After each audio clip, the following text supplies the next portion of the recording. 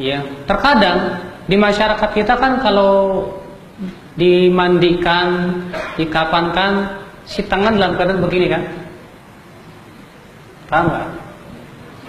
Kalau keadaannya seperti ini, terkadang untuk dihadapkan kiblat agak susah, tertahan dia.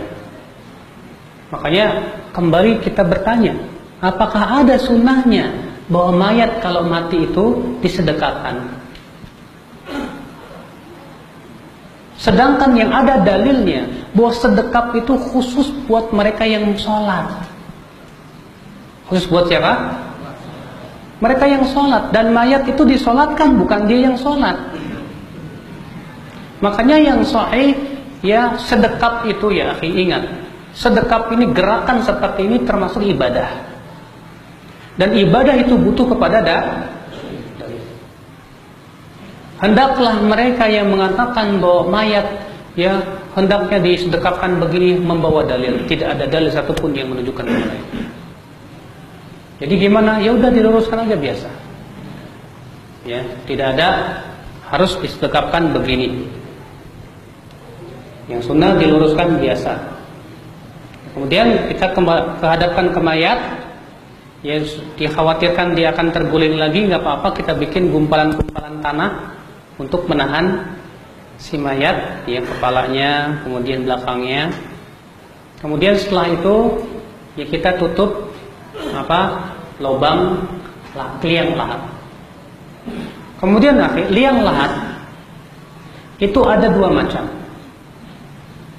Yang sunnah, liang itu adalah melahat. Lahat itu di sebelah kiri, di sebelah yang menghadap kiblat.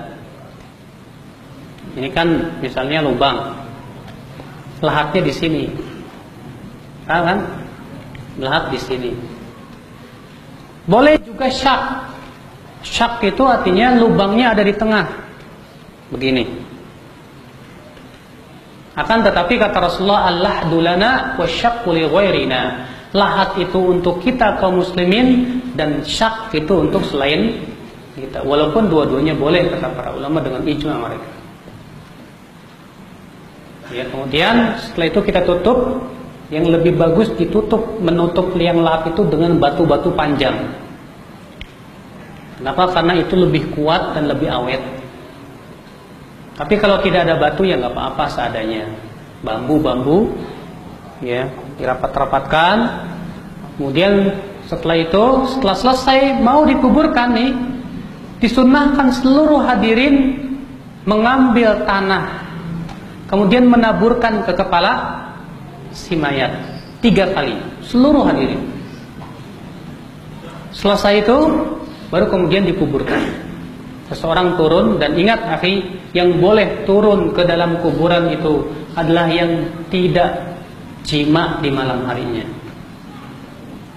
Berdasarkan hadis bahwa Nabi SAW ketika menguburkan anaknya yang bernama Ummu Kulthum, Rasul bersabda, "Man minkum lam yaqtarifil lailah." Siapa di antara kalian yang tadi malam tidak berjima, bersetubuh?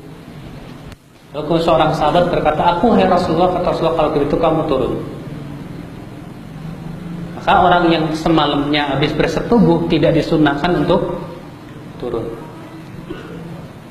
Jadi dia yang turun, dia yang kemudian menguburkan, ya sambil dipadat-padatkan terus sampai kemudian setelah selesai.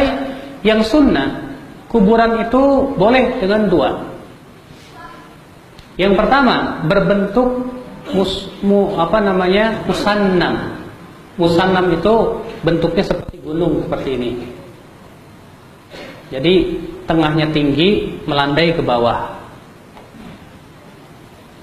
Dan boleh juga musattah, yaitu berbentuknya seperti atap begini, seperti ini, set gitu. Paham tidak? Musattah. Dan tidak boleh lebih dari sejengkal. Lebih dari sejengkal diwajibkan untuk diratakan. Apalagi membuat bangunan-bangunan di atasnya, seperti yang ada di perkampungan. Maka itu semua dilarang oleh Rasulullah. Dalam hadis yang diriwayatkan Muslim, menaha Rasulullah SAW an yujassasal qabru. Rasulullah SAW melarang kuburan diplester. Dilarang oleh Rasulullah SAW. Diplester nggak boleh. Yang kedua, Rasulullah SAW melarang wa an yubna alaih, dibangun bangunan di atas kuburan itu.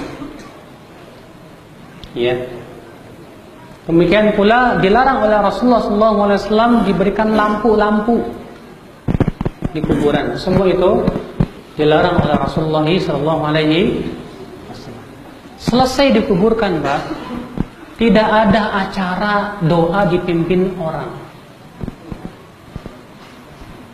Silahkan mereka yang suka memimpin doa setelah di kuburan itu membawakan satu saja hadis Nabi SAW. Yang ada Rasulullah SAW menyuruh para sahabat masing-masing mendoakan si mayat. Ya. Mendoakan Rasulullah sabda, ya. Dimana ketika Rasulullah SAW selesai menguburkan seorang sahabat, Rasulullah bersabda apa? Istaghfiru li akhikum fa innahu qad yus'al. Mohonkan ampunan untuk saudara kamu itu, sesungguhnya ia sedang ditanya oleh malaikat, ya Munkar dan Nakir. Tidak ada Rasulullah SAW doa, ayo kita mintakan istighfar, Allahumma ighfir lahu dzunubahu. Yang lain mengatakan amin, amin. Rasulullah berkata, mohonkan ampun buat dia.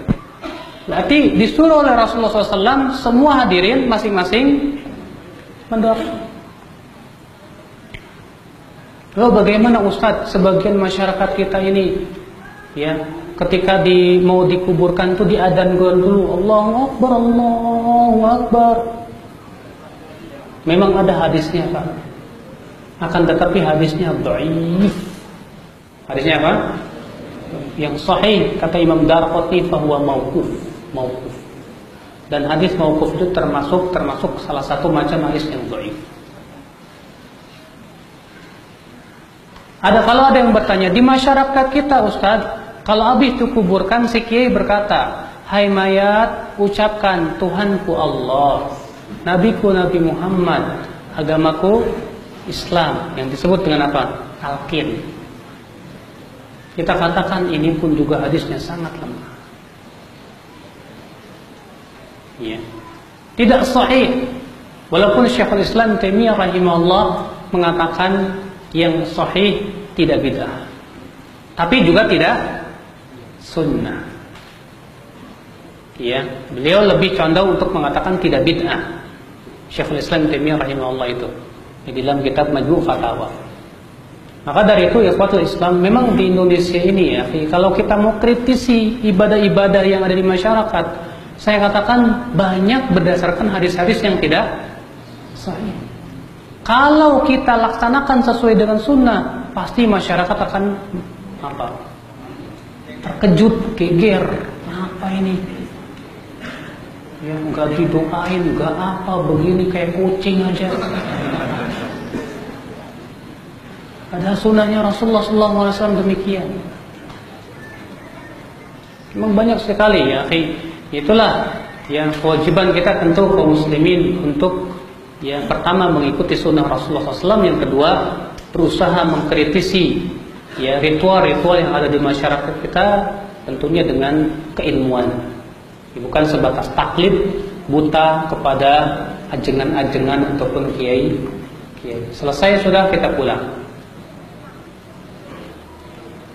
Selesai sudah kita pulang dan tidak ada ritual-ritual lagi.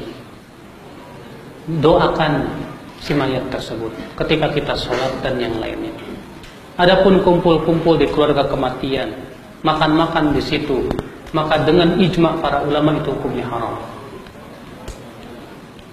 Berkata Jarir bin Abdullah, kunna na'uddul ijtima' inda ahli al-mayyit wa ta'ama fihi minan niyahah.